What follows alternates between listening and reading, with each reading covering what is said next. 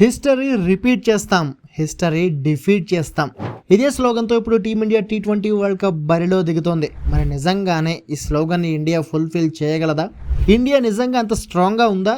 And మన team strengths ఏంటి, weaknesses ఏంటి?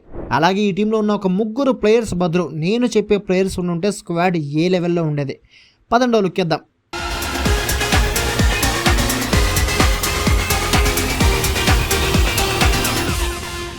T20 వరల్డ్ కప్ 2026లో టీమిండియా పవర్ ఏంటో ముందుగా చూద్దాం. ఫస్ట్ మన స్లోగన్ హిస్టరీ రిపీట్ చేస్తాం. అంటే 2024 T20 వరల్డ్ కప్ గెలిచి ఛాంపియన్గా నిలిచి డిఫెండింగ్ ఛాంపియన్గా బరిలోకి దిగుతున్నాం కాబట్టి 2024లో ఎలాగైతే డామినేటింగ్ విక్టరీస్తో కప్పు గెలిచామో అదే ఫియర్లెస్ పెర్ఫార్మెన్స్తో ఈసారి కూడా కప్పు కొట్టి హిస్టరీ రిపీట్ చేస్తాం అని చెప్పడం అన్నమాట. ఇక హిస్టరీ డిఫీట్ చేస్తామంటే ఇప్పటివరకు T20 వరల్డ్ కప్ హిస్టరీలో ఏ దేశం కూడా, ఏ టీం కూడా టోర్నీని హోస్ట్ చేస్తూ ట్రోఫీ గెలవలేదు. అండ్ అలాగే 6 సార్లు వన్డే వరల్డ్ కప్ గెలవడమే కాకుండా హ్యాట్రిక్ వన్డే వరల్డ్ కప్స్ గెలుచుకున్న ఆస్ట్రేలియా లాంటి టీం కూడా ఇప్పటి వరకు 2 సార్లు వరుసగా T20 ట్రోఫీ గెలవలేకపోయింది. అండ్ ఇప్పుడు ఈ 2 అన్అచీవ్డ్ గోల్స్ ని టీమిండియా అందుకునే ఛాన్స్ వచ్చింది. ఎందుకంటే ఈసారి టోర్నీ హోస్ట్ చేస్తున్న కంట్రీస్ లో మనం కూడా ఉన్నాం.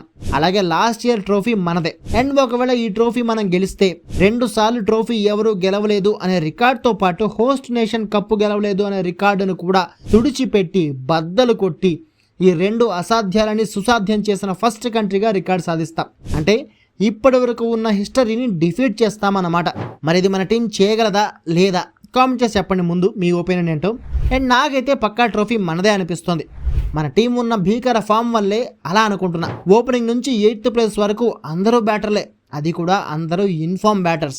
దానికి తోడు ఓపెనింగ్ లో అభిషేక్, ఇషాన్ కిషన్ ఉన్న ఫామ్ చూస్తుంటే ఫస్ట్ బాల్ నుంచి అపోనెంట్స్ కి చుక్కలు చూపించేలా ఉన్నారు. ఆ తర్వాత ఇంజరీ నుంచి తిరిగి వచ్చిన తిలక్ వర్మ కూడా ఆసియా కప్ నుంచే సాలిడ్ ఫామ్ లో ఉన్నాడు. నెక్స్ట్ కెప్టెన్ సూర్య కొన్ని నెలలుగా ఫామ్ లేక ఇబ్బంది పడుతున్నా రీసెంట్ న్యూజిలాండ్ సిరీస్ తో టచ్ లోకి వచ్చినట్లే కనిపిస్తున్నాడు. ఇక మిడిల్ ఆర్డర్ లో పాండ్యా, దూబే ఎలాంటి హిట్టర్లో, మ్యాచ్ విన్నర్ లో వేరే చెప్పక్కర్లేదు. చివరిలో మన డాషింగ్ ఫినిషర్ రింకు సింగ్ ఇచ్చే finishing cherry on the cake అన్నమాట.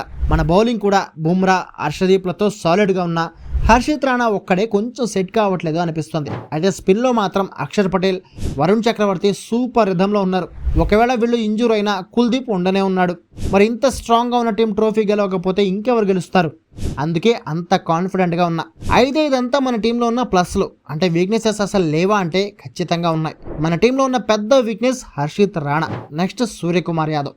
మీరు నన్ను తిట్టుకున్నా సరే ఇదే నిజం. హర్షిత్ రాణా తన కెరీర్ లో ఎప్పుడూ ఫామ్ లో లేడు. సూర్య కంప్లీట్ ఇన్కన్సిస్టెన్సీతో ఆడుతున్నాడు. కెప్టెన్సీలో కూడా ఒకసారి అదరగొడుతుంటే ఇంకోసారి బొక్క బోర్లా పడుతున్నాడు.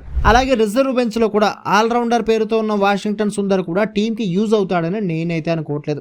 అందుకే ఈ టీంలో చిన్న కరెక్షన్స్ చేస్తే బెటర్ అనిపించింది. అవేంటంటే పేస్ లో హర్షిత్ రాణా బదులు సిరాజ్, మిడిల్ ఆర్డర్ లో అండ్ కెప్టెన్ గా కూడా సూర్యకుమార్ బదులు శ్రేయాస్ అయ్యర్, స్పిన్ లో వాషింగ్టన్ సుందర్ బదులు చాహల్ కానీ రవి బిష్ణోయ్ కానీ టీంలో ఉంటే బాగుండేది. అండ్ ఇది నా పర్సనల్ ఒపీనియన్. మరి మీరు చెప్పండి, ఇప్పుడున్న మన టీం కప్పు కొట్టగలదా, హిస్టరీ డిఫీట్ చేసి హిస్టరీ రిపీట్ చేయగలదా అనేది. అండ్ నేను చెప్పిన చేంజెస్ ఎలా ఉన్నాయో కూడా కామెంట్ చేసి చెప్పడం మర్చిపోకండి.